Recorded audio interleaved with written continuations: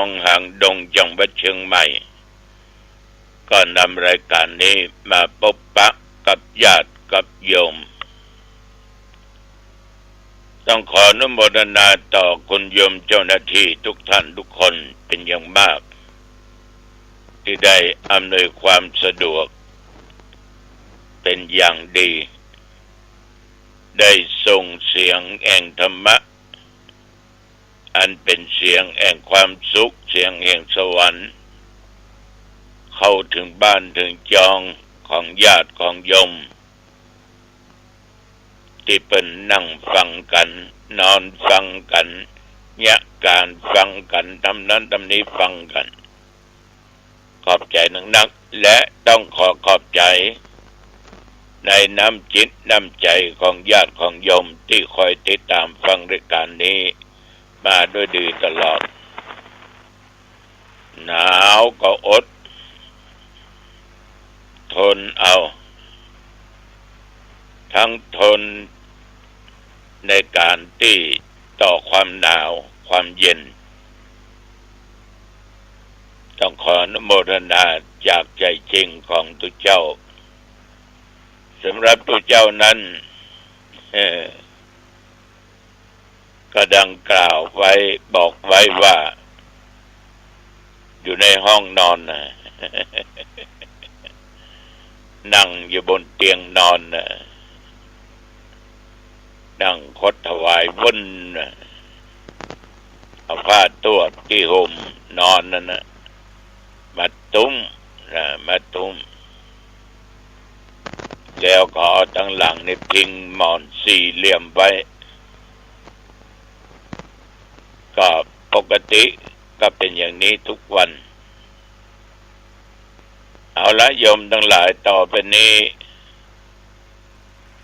เอามาบูชาพระรัตนตรัยไว้พระสวดมนต์เพื่อเป็นสิริมงคลต่อชีวิตของแต่ละบุคคลอันมีความเชื่อในคุณพระรัตนตรัยพระพุทธพระธรรมพระสงฆ์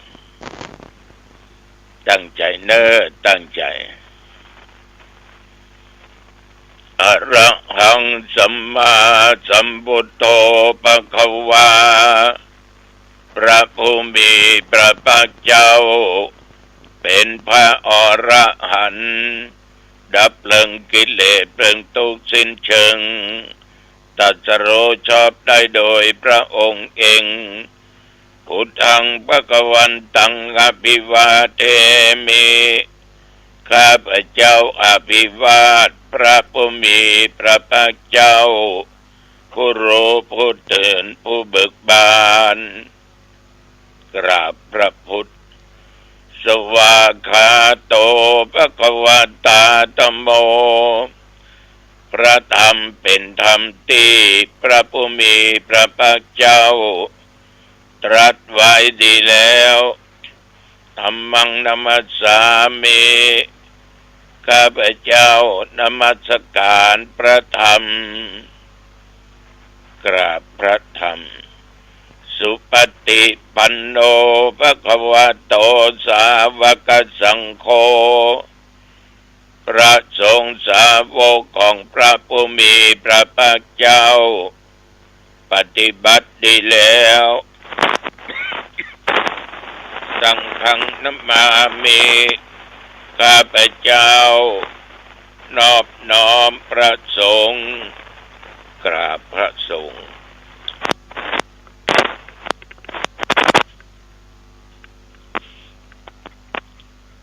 นะโม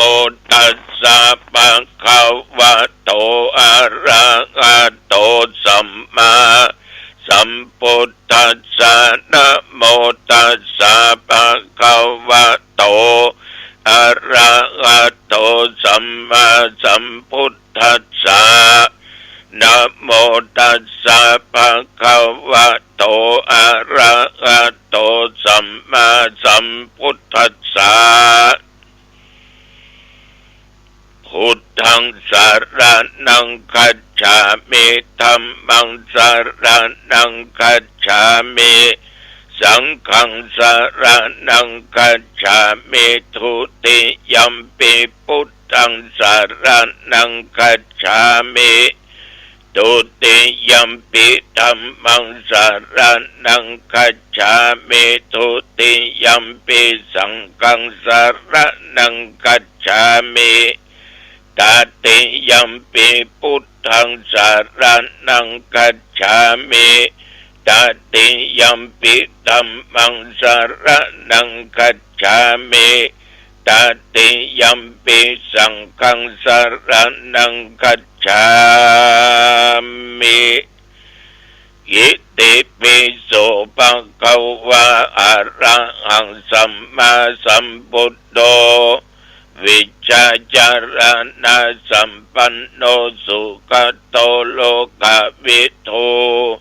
อนุตตโรปุริสธัมมสารถิสัทธาเทวมนุษย์สานังพุทโธภควาติยันตุนิมิตตังอวะมังคะลัญญาโยจามานาปุสะกุณัสสะสัทโธปะปะกะโอโตโสเปนังอะกันตังพุทธานุภาเวนะวินาสเมนตุสวากขาโตภะคะวะตาธัมโมสันติติโกอะกาลิโกเอหิปัสสิโกโอปะนะเยโกปัจจตังเวทิตาโพวินยูหิติยันตุนิมิตตังอวะมังคะลัญญาโยจะมานาโปสะกุณัสสะสัทโธปะปะกะโอโตสุปินังอะกันตังธัมมานุภาเวนะวินาสเมนตุสุปฏิปันโนภะคะวะโตสาวกสังโฆอุชุปฏิปันโนภะคะวะโตสาวกสังโฆ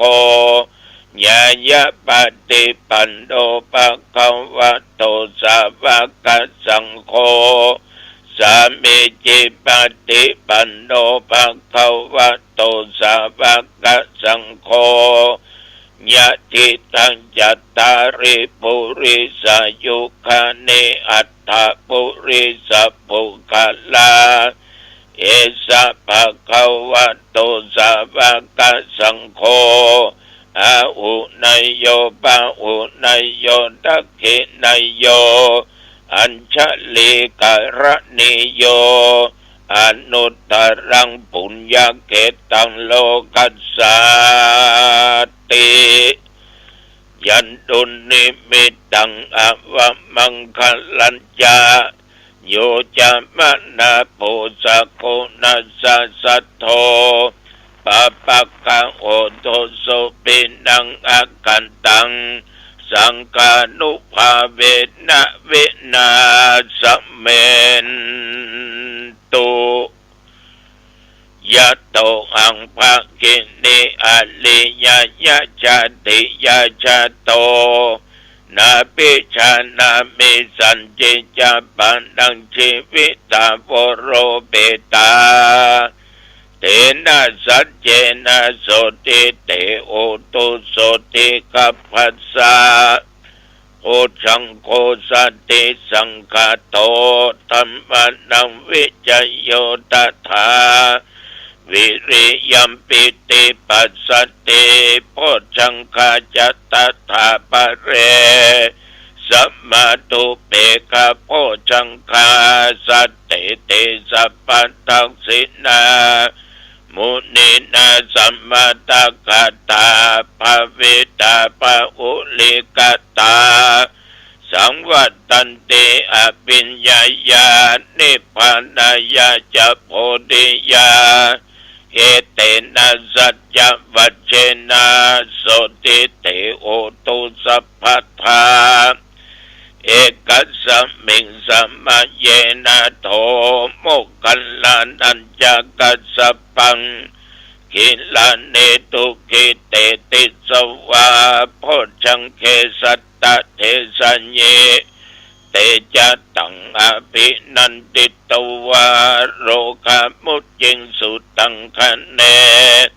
เอเตนะสัจจวัชเชนะโสติเตโหตุสัพพทาเอกตาธัมมราชาปิเคลันเยนะปิปิริโตจุนดาเทเรนะตัญเยวาพันนาเปตวานาสัทธรังสัมโมติตวาจะอภัตตาธัมมบุตตาสิทานะโสเอเตนะสัจจวัชเชนะโสติเตโอตุสัพพทา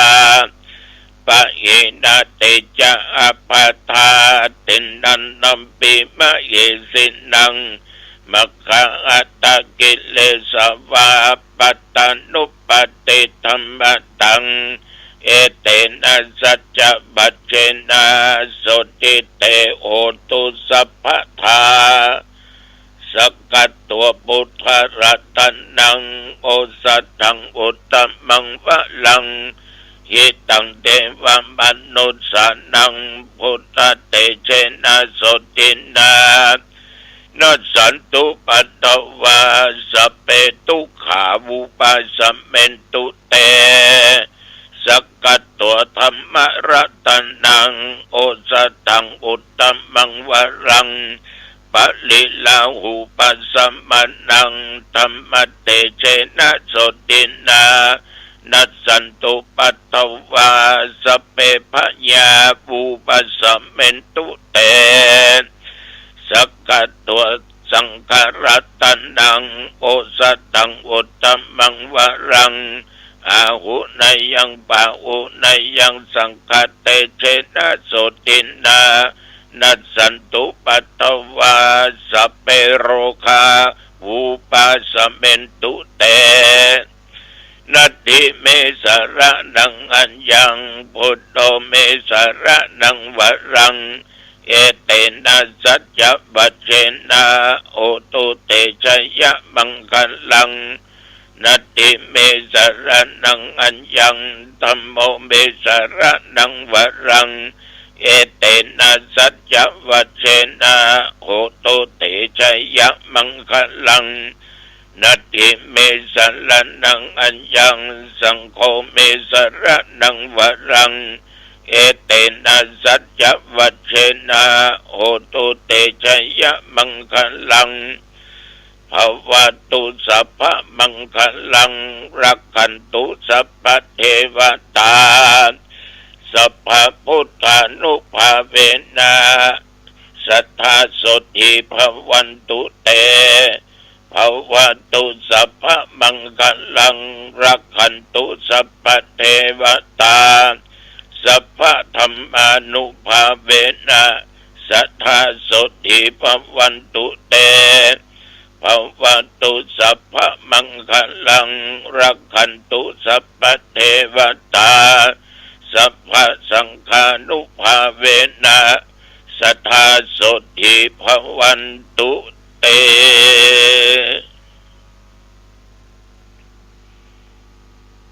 โดยพุทธานุภาพธรรมานุภาพสังฆานุภาพบทสาธยายมนต์อันศักดิ์สิทธิ์โดยจิตอันตั้งมั่นข้าพเจ้าและศรัทธาเท่าแก่นองค์กรรมใจยิ่งท่านผู้ฟังทั้งหลายแม้นว่าได้ตรงโลกาเปียติโลกร้ายโลกนักในกายนอกกายหมอยุกหมอยาบังหายกินยาก็บังหายขอพุทธานุภาพธรรมานุภาพสังฆานุภาพบทสวดมนต์เหล่านี้จงกำจัด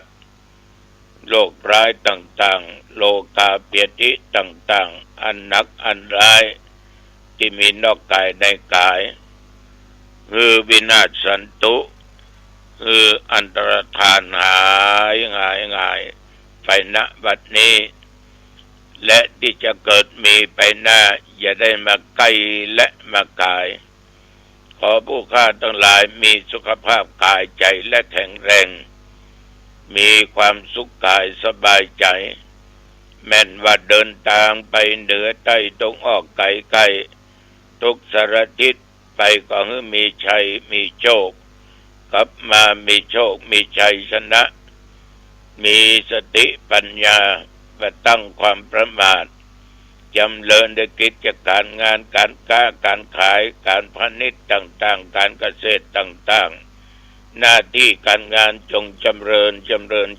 ยิ่งขึ้นไปอายุวันโนสุขังพลัง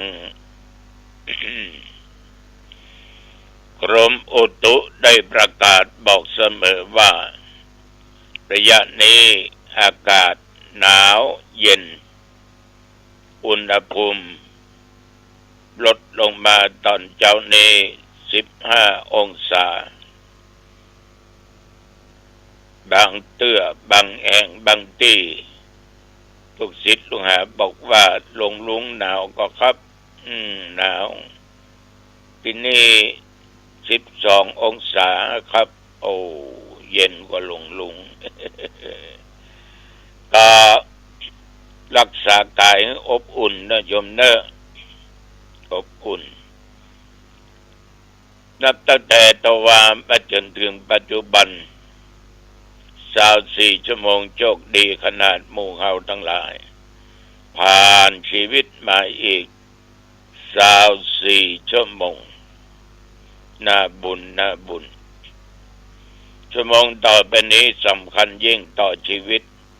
ทำดีให้ดีที่สุดเพราะว่าดีทางกายทางวาจาทางด้านจิตใจแต่วันนี้ฉันเจ้าแล้วตัวเจ้าก็อยู่วัดไปไหนมีญาติมีโยมมาทำบุญทานกันเข้าวันเกิดกาทานอภิตายเทพุเทวดาทานไว้ภายหน้าก็นั่งโอ้จากันเรื่องโรคภัยไข้เจ็บถามบ่าสบายดีกว่าโยมโอ้ข้าเจ้านักแก่เนอะลุกนั่งยากลุกก่อนยากนั่งก่อนยากแล้วครอบครัวโน่สามีก็นักแก่ลูกพ่อจะว่าติดเตียงก็ติดเตียงแต่ก็พอปกลุกนั่งได้ไปที่ไหนก็จำเป็นต้องดูแลเพราะว่าเข้าห้องน้ำอาบน้ำขับถ่ายทุกสิ่งทุกอย่างเป็นมาได้2 ปีปลายแล้วอดออนเนอร์เอาเป็นกุศลกุศลกุบารมีกันผัวบ่สบายเมียก็ช่วยเหลือดูแลเมียบ่สบายผัวก็ดูแลช่วยเหลือสงเคราะห์ซึ่งกันและกันนะได้บุญได้กุศลเจ้าก็ทำอย่างเงี้ยมาด้วยดีตลอดเป็นวิทยาใดล่ะ80 ปลายเจ้าระยมโน70 ปลายน้อยเจ้าแก่กันไปรอบเนาะ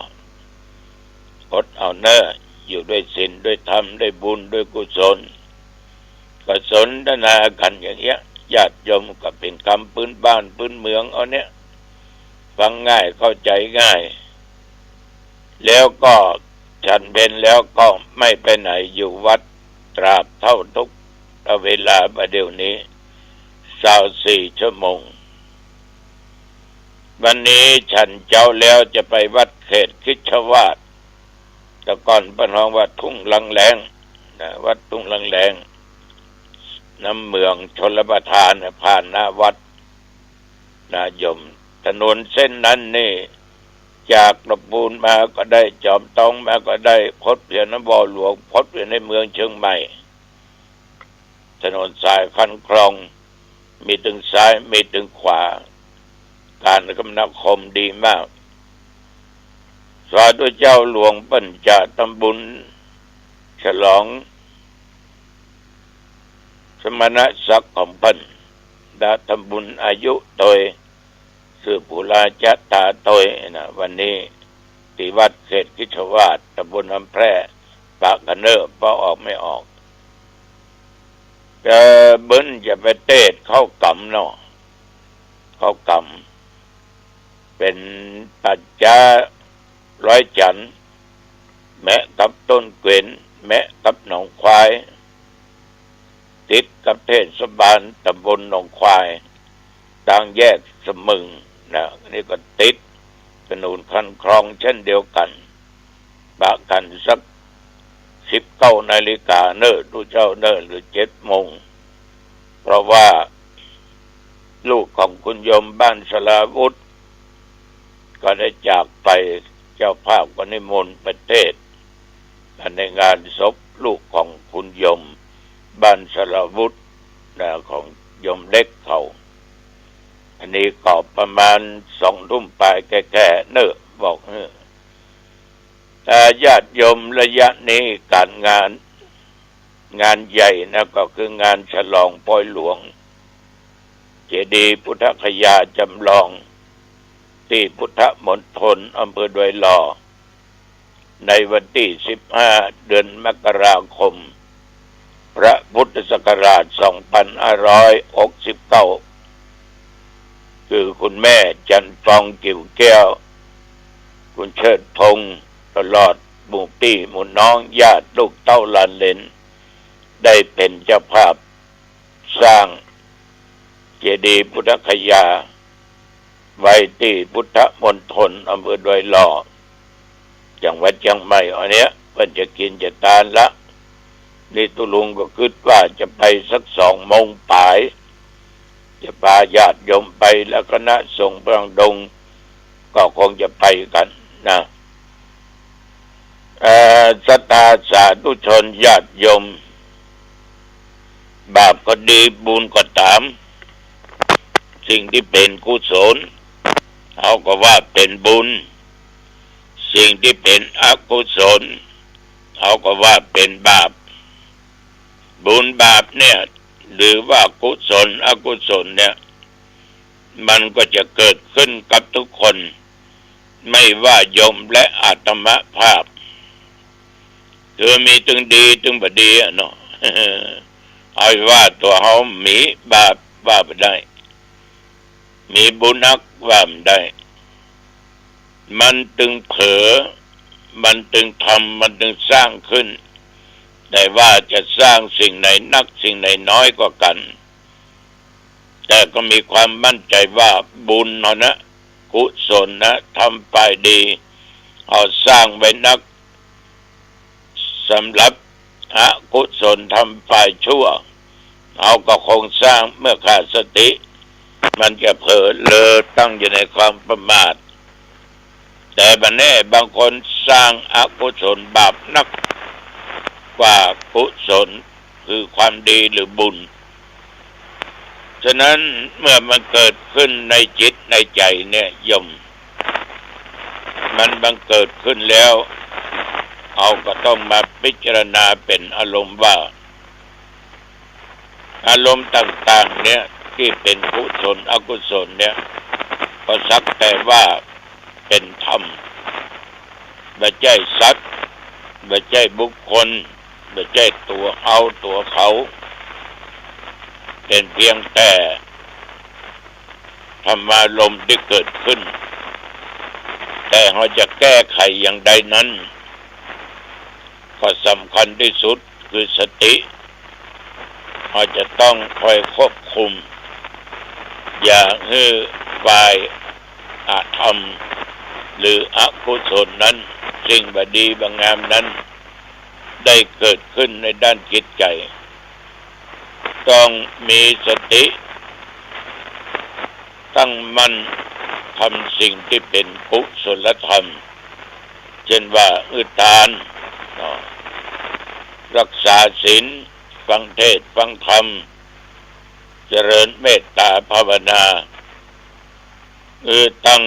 อยู่ในหลักศีลอยู่ในหลักธรรมว่าศีล5ว่าศีล8เป็นเด่นก็10ตุเจ้าก็227ภิกขุณีก็311ธรรมะแล้วก็มีเยอะแยะธรรมะเป็นสภาพที่ทรงไว้เป็นอมตะของบัดตายว่ามีการเปลี่ยนแปลงเป็นสัจธรรมเป็นของจริงไม่ใช่ของปลอมญาติโยมท่านทั้งหลาย ต้องมีสติคอยดูแลคอยจัดการสิ่งเหล่านี้เพราะว่าอารมณ์ต่างๆเกิดกับใจนั้นน่ะที่เป็นธรรมอารมณ์นั่นน่ะมันเกิดมาจากทั้งตาทั้งหูจมูกลิ้นกายแล้วก็จิตใจท่านทั้งหลายสิ่งเหล่านี้ต้องพิจารณาในร่างกายก็ดีหรือว่าเวลาสุขเวลาทุกข์ก็ดีหรือบางอันเมื่อจิตใจเฮาเนี้ยมันมัวหมองเศร้าหมองหม่นหมองหรืออารมณ์ที่เป็นกุศลอกุศลมาเกิดขึ้นพิจารณาด้วยสติและปัญญาว่าไม่ใช่สัตว์ไม่ใช่ตัวเอาไม่ใช่ตัวเขามันเป็นเพียงแต่เป็นสิ่งเหล่านี้เมื่อพิจารณาได้อย่างนี้ก็จงสร้างสิ่งที่เป็นสิ่งที่ดีนั่นคือกุศลธรรมอันนี้แหละจะเป็นแสงสว่างนำตัวเฮาเข้าสู่ฝั่งพระนิพพานได้เอาละตุเจ้าผู้จะไปมาเป็นเวลาเป่าดีอายุวันโนสุขังพลังพบกันใหม่โอกาสหน้าเจริญพรสวัสดีครับท่านผู้ฟังที่เคารพข่าวชาวบ้านผม